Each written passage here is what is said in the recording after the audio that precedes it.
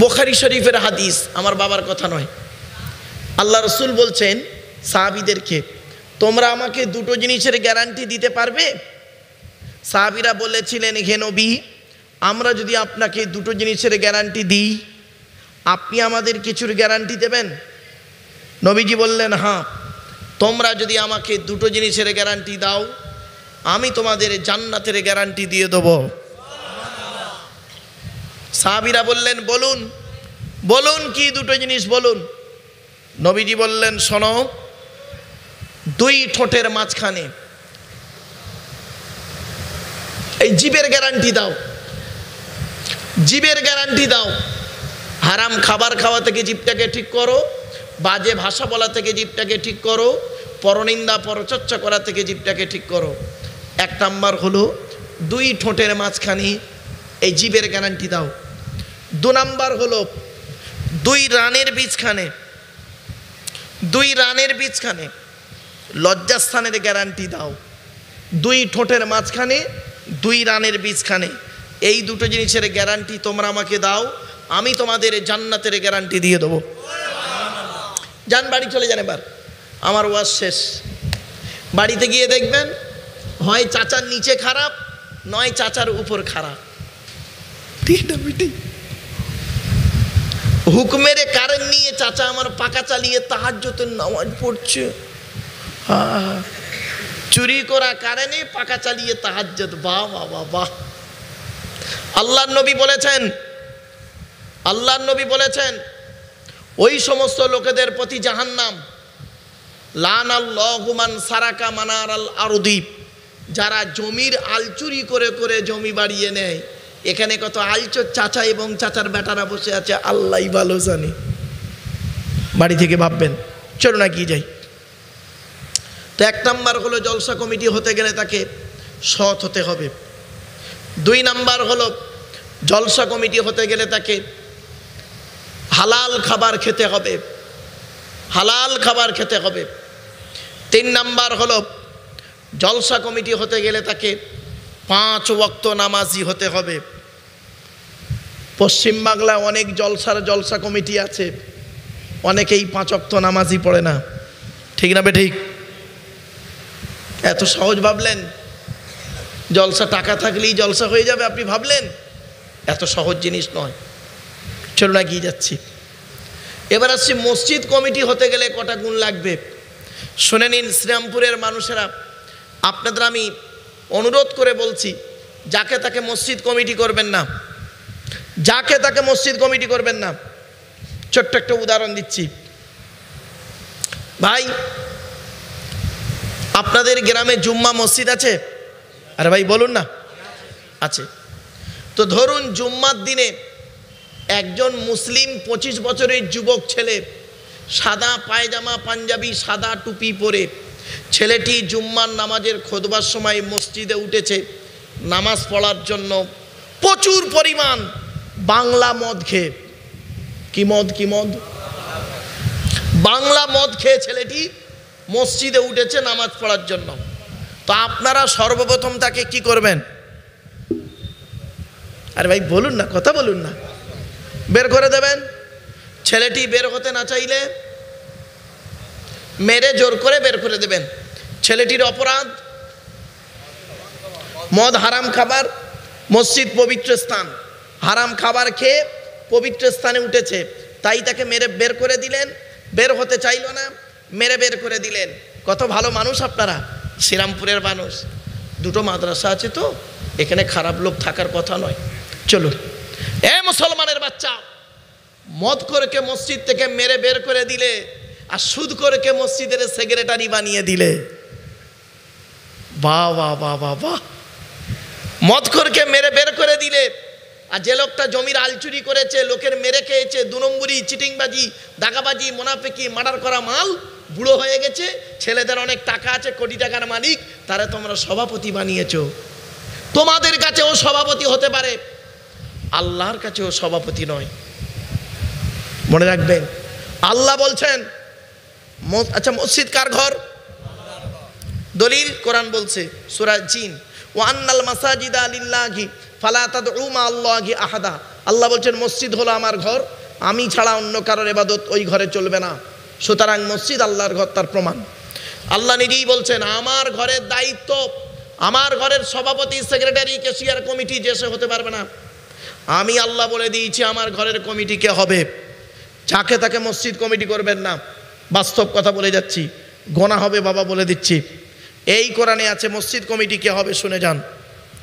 এই কোরআনে আছে মসজিদ কমিটি কোন লোকটা হবে, বলবো? আরে ভাই বলবো কি, বলুন, শুনে নিন। আল্লাহ পাক কোরআনে বলেছেন মসজিদ কমিটি হতে গেলে 5টা গুণ থাকতে হবে। কটা? 5টা গুণ।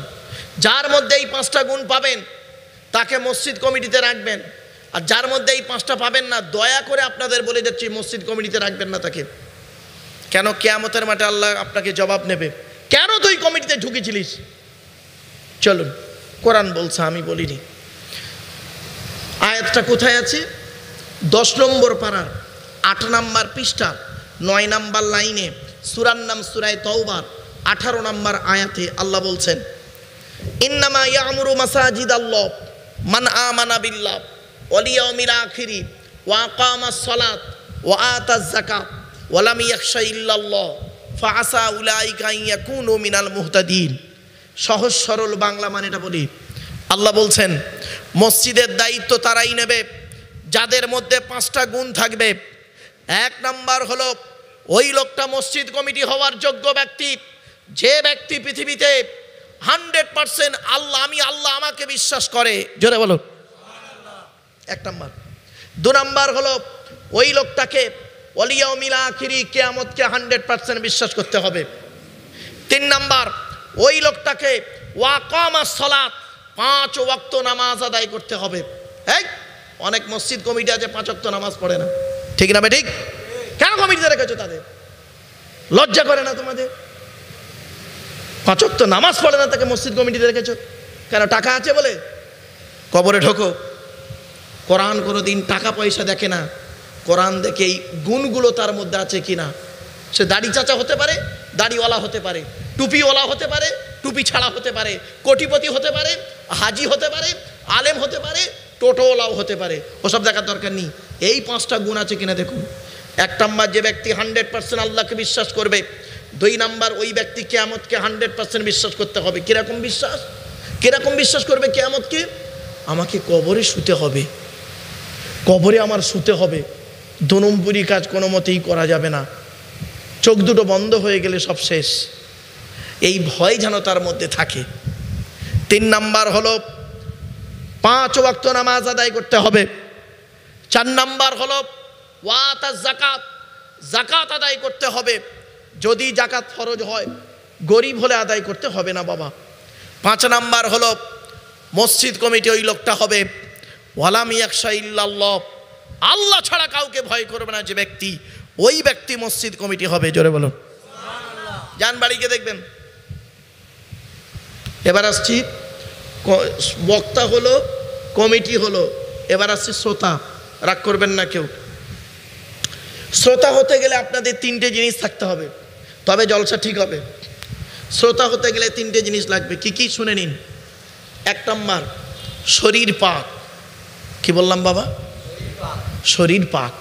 তো আপনাদের প্রত্যেকের শরীর কিন্তু পাক আছে, কেউ এখানে নাপাক অবস্থায় বসেননি।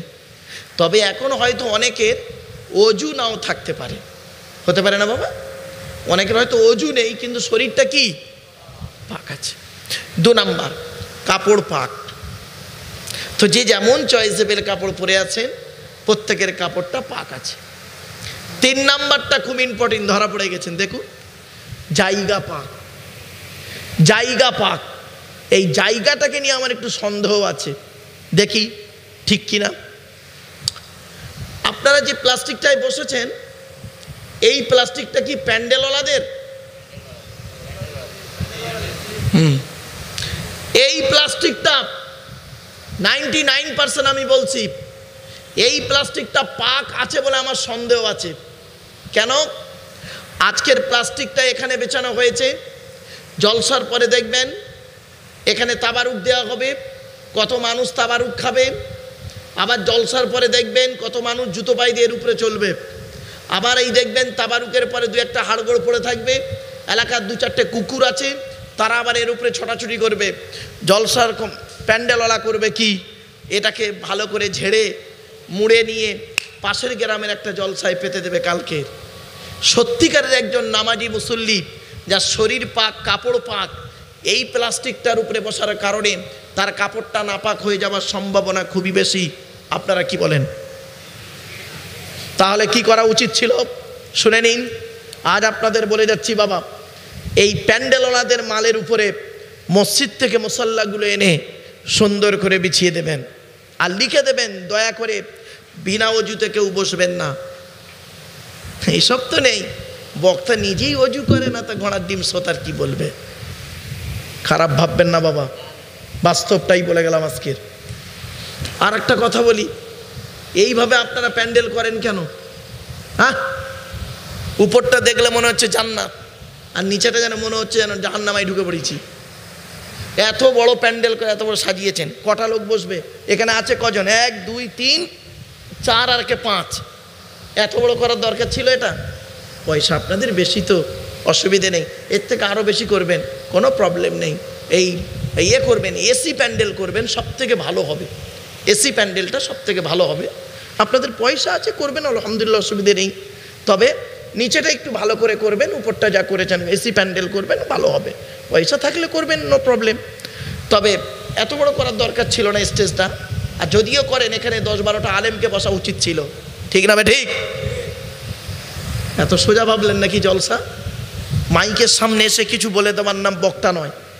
3টে জিনিস কোনো দিন ব্যাকে আসে না, 3টে জিনিস কোনো দিন ব্যাকে আসে না, সবসময় সামনের দিকে যায়। 1 নাম্বার, ধনুক থেকে তীরটা বের হয়ে গেলে ওই তীরটা আর কোনো দিন ব্যাকে আসে না। 2 নাম্বার, দেহ থেকে আত্মাটা বের হয়ে গেলে ওটা আর পৃথিবীতে রিটার্ন দেওয়া হয় না। 3 number, it is very very important, কি জবান থেকে কথা বের হয়ে গেলে ওটা আর কোনো দিন ব্যাকে আসে না। জলসা দেন কেন? কেন জলসা দেন আপনারা? 3টে কারণে জলসা দেওয়া হয়। কটা? 3টে কারণে জলসা দেওয়া হয়। কি কি? 1 নাম্বার, অজানাকে জানা। কি বললাম? কি অজানা জানা?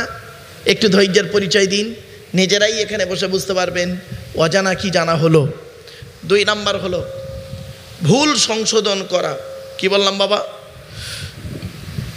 ভুল সংশোধন করা। 3 নাম্বার হলো কিছু পরামর্শ নিয়ে নেওয়া। কি পরামর্শ আপনাদের দেব আমি? এই আল্লাহর বিধান কোরআন আমার হাতেই রয়েছে, এই কোরআন থেকে কিছু পরামর্শ আপনাদেরকে দেব, আর নবীর হাদিস থেকে কিছু পরামর্শ আপনাদেরকে দেব। এই কোরআন হাদিস থেকে পরামর্শগুলি যদি আপনি পৃথিবীতে মেনে চলতে পারেন, শান্তিতে থাকতে পারবেন, আশা করা যায় পরকালে জান্নাত পেয়ে যাব ইনশাআল্লাহ। তা আমার বাপেরা, এজন্য আপনাদেরকে আলোচনার শুরুতেই কথাগুলি বললাম। আর একটা আপনাদের হাতে ধরে অনুরোধ করছি, হাতে ধরে আপনাদের অনুরোধ করছি, বাবা পায়ে ধরবো না এখন, হাতে ধরে অনুরোধ করছি, আপনারা দয়া করে আপনারা এই জলসাটাকে সারা রাত করবেন না, সারা রাত করবেন না। জলসার মতো জলসা হলো রাত 12টা পর্যন্ত করবেন। যদি খুব ঝোঁক ওঠে, খুব যদি ঝোঁক ওঠে, তাহলে 2 দিন করবেন 12টা পর্যন্ত করে, 4টে বক্তা আনবেন, ভালো হবে। প্রথম দিন 2টো বক্তা, দ্বিতীয় দিন 2টো বক্তা, 12টায় শেষ করবেন, ভালো হবে। খেয়ে দিয়ে তাবারুক খাইয়ে বাড়ি পাঠিয়ে দেবেন, সারা রাত ঘুমোবে, ফজরের নামাজটা জামাতে পড়বে, পেট ভালো, শরীর ভালো, মন ভালো, ইবাদতটা ভালো হবে। আর নইলে দেখুন এখানে বসে আছেন যে কজন, আধা ঘুমন্ত অবস্থায় আছেন, এটা মনে হয় মরে গেছে, দেখ মরে গেছে না বেঁচে আছে, দেখ নাড়াতে দেখ, ও বেঁচে আছে, ও মরে যায় না, বেঁচে আছে। এরকম অনেকগুলো দেখেন আছে, আর অনেকগুলো দেখেন শুয়ে পড়েছে।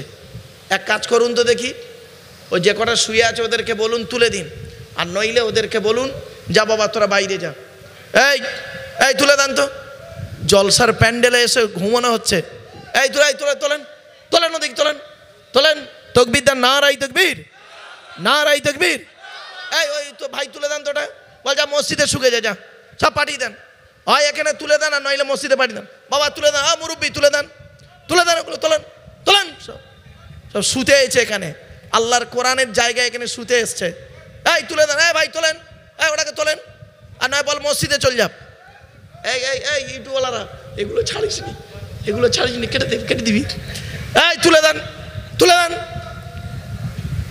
শুতে এসে এখানে, এই যাতে শোয়ার দরকার হবে মসজিদে চলে যান। ভাই কমিটি, এই মসজিদে কি শোয়ার জায়গা আছে? হ্যাঁ, মাদ্রাসায় শোয়ার জায়গা আছে, চল যাও ওখানে গিয়ে শুকে যাও। আল্লাহ নবীর ঘরে এখানে জলসা, সারা বছর তোমরা এ করে আছো। হ্যাঁ, একবার তকবীর আর নারাই তকবীর, নারাই তকবীর। ব্যাস যাও বাবা, যার ভালো লাগবে মসজিদে গিয়ে শুয়ে পড়ো। আর এখানে কেউ শুতে পারবে না। তুলে দেন, চল চল, ওঠ ওঠ, এই ওটাকে তোল, তোল ওটাকে তোল, ওঠ। আর কি পেয়েছে তোল সব, আর কি পেয়েছে। আরে ভাই এত রাতে উঠেছি, এই রাত 2টোর সময় উঠেছি, আমারও তো কষ্ট হচ্ছে। আমি এইছি অনেকক্ষণ, এ কষ্ট হচ্ছে। ওয়াজের মাহফিলে যদি শুয়ে পড়ে কিরকম খারাপ লাগে না? আচ্ছা বলেন ভাই, আমাকে খারাপ ভাববেন না বাবা, আমি কলেজ ইউনিভার্সিটির ছেলে মেয়ে পড়াই। আমি অ্যাজ এ একজন স্কুল টিচার, উচ্চ মাধ্যমিক হাই মাদ্রাসার অ্যাসিস্ট্যান্ট টিচার।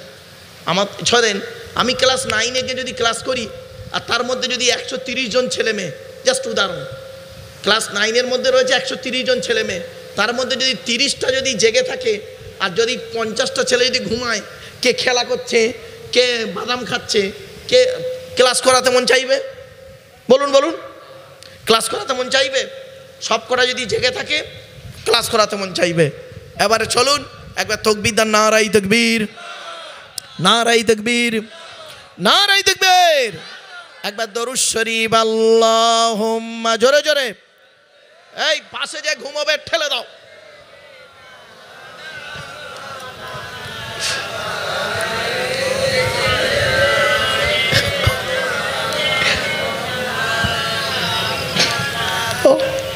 ওরে ভাই এত চিল্লেও কোনো লাভ হয়েছে? উঠেছে উঠেছে, সব উঠেছে।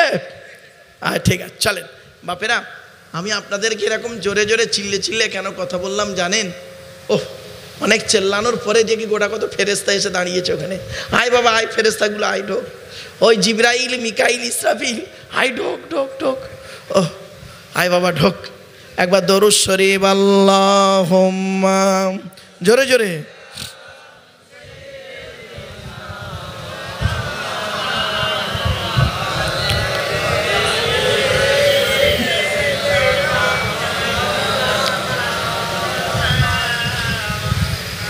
দরুদ পড়ো, দরুদ পড়ো, দরুদ মুমিন পড়ো, নবীর উপর দরুদ পড়া এই সময়ে ভালো। আল্লাহুম্মা, জোরে জোরে। সাইয়্যিদিনা মাওলানা মুহাম্মদ ওয়া আলা আলি সাইয়্যিদিনা। ধন্য সেজন পড়ে দরুদ, ধন্য সেজন পড়ে দরুদ, প্রিয় নবীর নাম। ধন্য সেজন পড়ে দরুদ, প্রিয় নবীর নাম। দো জগতে পূর্ণ হবে সকল মনস্কাম। মনের মাঝে ফুটিয়ে নবীর প্রেমের শত দল। সাল্লি আলা মুহাম্মাদিন, বলো সকলে বলো আল্লাহুম্মা, জোরে জোরে। মাশাআল্লাহ মাশাআল্লাহ, জোরে জোরে। ওয়া আলা আলি সাইয়্যিদিনা। আল্লাহ নবী বলেন, মান সাল্লা আলাইহি ওয়াহিদাতান সাল্লাল্লাহু আলাইহি আশারাম।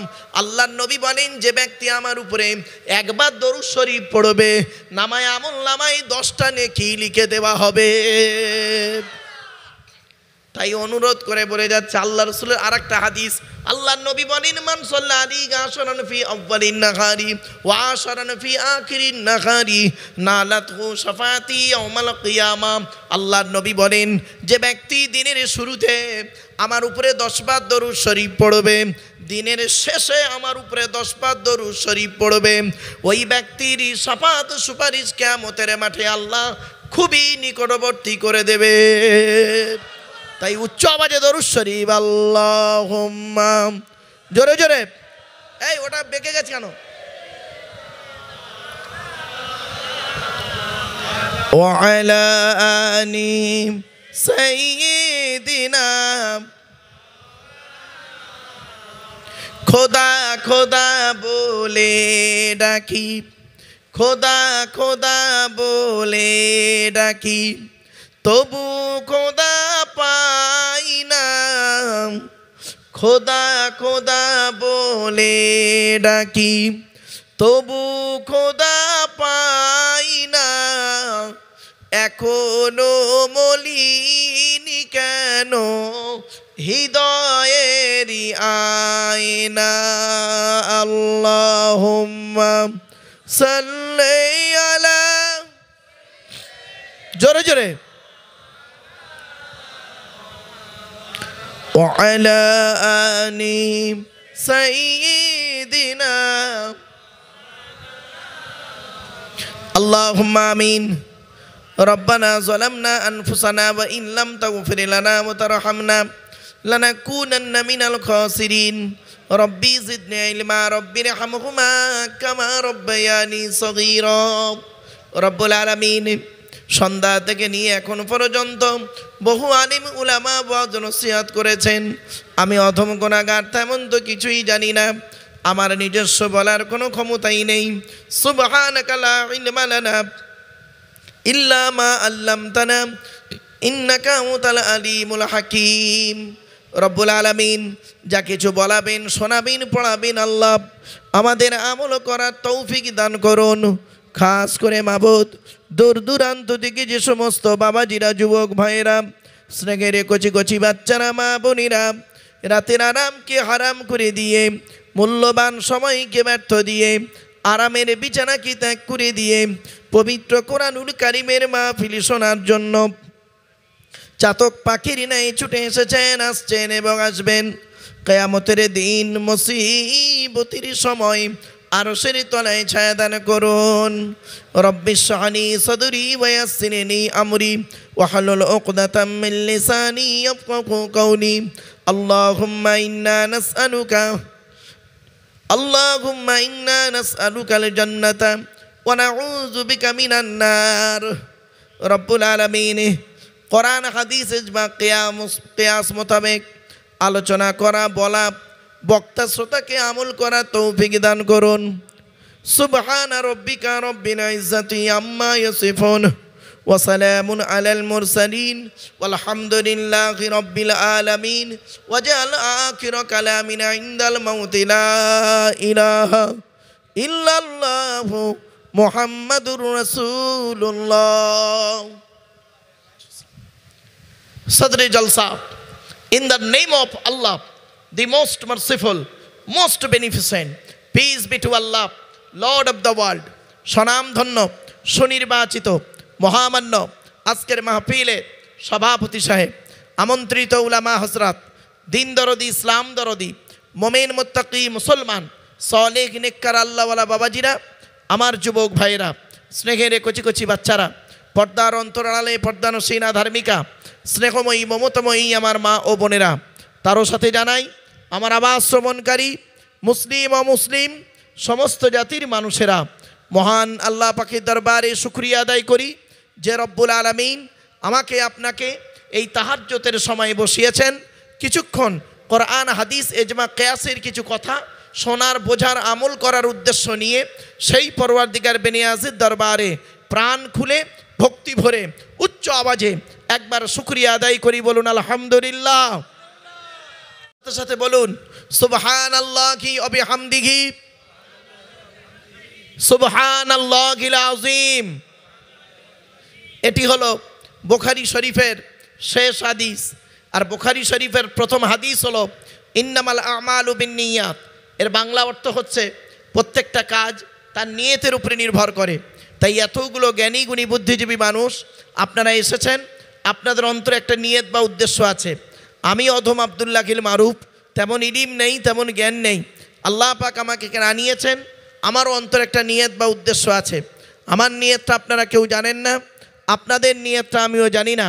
সুতরাং উভয়ের নিয়ত যিনি জানেন তিনি কে? জোরে বলুন। ইন্নাল্লাহা আলিমুম বিদাতিস সুদূর। নিশ্চয়ই আল্লাহ রাব্বুল আলামিন বান্দার অন্তরের খবর সবই রাখেন। তাই আজকের এখানে যা কিছু আলোচনা হবে আপনাদের মাঝে আমার মাঝে, আজকের আলোচনার সাক্ষী থাকবে কে? আল্লাহ। আল্লাহু শাহীদুম বাইনি ওয়া বাইনাকুম। আপনাদের মাঝে আমার মাঝে আজকের আলোচনার সাক্ষী রাখলাম সৃষ্টিকর্তা আল্লাহ পাককে। এবারে আসছি আলোচনার বিষয়বস্তু সম্পর্কে। আজ আমি আপনাদের কাছে 4টে বিষয়ের উপর আলোচনা করব। কটা? আমার সঙ্গে কথা বলেন, কটা? 4টে বিষয়ের উপর আলোচনা হবে আজকের। বাবা আজকের আপনাদের আগেই বলে নিই, বাবা মাওলানা সাহেব, মুফতি সাহেব, হাফেজ সাহেব, যারা আলেম উলামা ভাইরা নিচেই বসে আছেন, দয়া করে স্টেজে চলে আসেন। বাবাজিদের অনুরোধ করছি, আলেম উলামা যারা নিচে বসে আছেন দয়া করে স্টেজে চলে আসেন। স্টেজটা অনেক বড় করেছে এরা, যাই হোক আলহামদুলিল্লাহ। চলেন এবারে আসছি 4টে বিষয় কি কি, ভালো করে শুনে নিন। 4টে বিষয় কি কি? এক নাম্বার হলো যার দেওয়া পৃথিবীতে বাস করি, যার দেওয়া সূর্যের কিরণ গায়ে লাগাই, যার দেওয়া চাঁদের প্রতিফলিত রশ্মি নাতে ব্যবহার করি, যার দেওয়া আকাশের পানি পান করি, যার দেওয়া জমিনে ঘর বেঁধে থাকি, চাষ করে খাই, যার দেওয়া অক্সিজেন ফ্রি ফ্রি নেই, কার্বন ডাইঅক্সাইড ছেড়ে দিই, এ সমস্ত অবদান কার? জোরে বলুন, আল্লাহর। তাই জীবনের সব ক্ষেত্রে জন্ম থেকে মৃত্যু পর্যন্ত মাথা নত করব, সাজদা